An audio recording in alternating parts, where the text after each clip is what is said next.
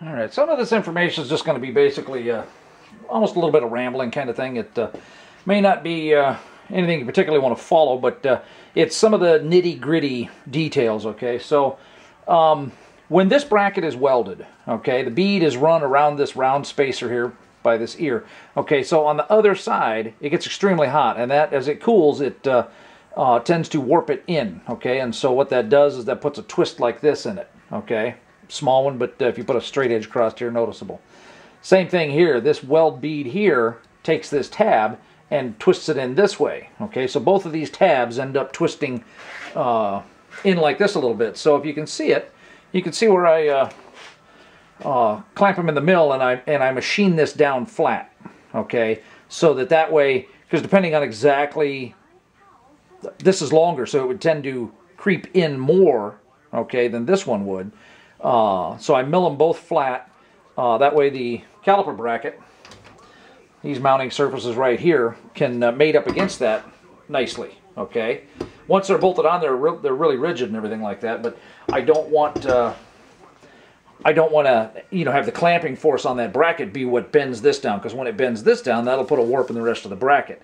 So I want to make sure that that's all flat. Anyway, so what I've been looking at here is I noticed that the stock inner bearing spacer, dimensionally, I have the bearing adapter a little taller.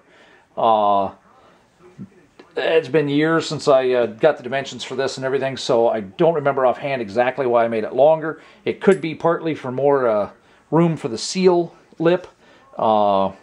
Maybe, maybe not exactly sure. So what I was looking at earlier was the possibility of taking this bracket, okay, and if I could move this bracket back a little bit, that is where the wheel clearance happens, okay, because this holds the caliper in relation to the hub and the rotor.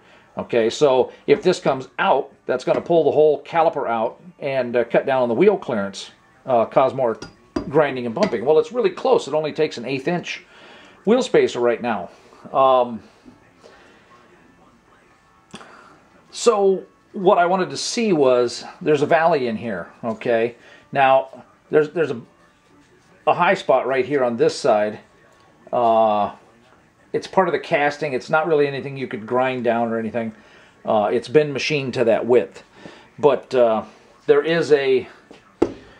it is wider than the rotor, okay? So what I was looking at was, I had this on, and I was looking at the numbers with the rotor on. Oh, drop the washer. Let's throw that on. Let's pick up the washer. Ow, ow, ow, ow.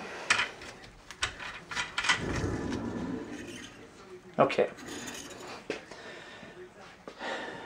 So I don't know of any good angle to be able to show this at, so we're just going to keep going at this angle. So when this bracket is bolted down, and I think I can get away with just hold it with one for now. Okay, the caliper is on here, and the caliper slides back and forth, okay? It's a floating caliper, okay? With new pads on, it's as far forward as it could be. That was a downside when I prototyped these years ago, was I used old worn out pads. Thought that it would fit stock rims. Anyway, if the it won't change. Okay, I was sitting here thinking, man, if I could get this back 70 thousandths, or preferably 125 thousandths, that would eliminate the need for this. The problem is, though, is that because it is a floating caliper, this is dictated by the position of this. What I would need would be 125 thousandths shim between the rotor and the hub. There's room back here for it between the bracket and the rotor, but that isn't, not everybody's going to do that. I wouldn't want to have to do it for every kit kind of thing when only the guys running steel stock rims are going to need to put the 1/8 inch bracket on. And as I highlighted in one of the other videos and that stuff, the lug nuts all work and everything like that just fine. So I can quit worrying about moving this bracket. That's relative. It is pretty well centered and stuff like that. I'll leave the dimension on the spacer a little bit thicker than this because it will give a little bit more room for the seal back there. It pushes the track width out 40 thousandths, negligible. Okay, I think I'll spend a few minutes thinking off camera, especially since it's 5.5 minutes. Ouch.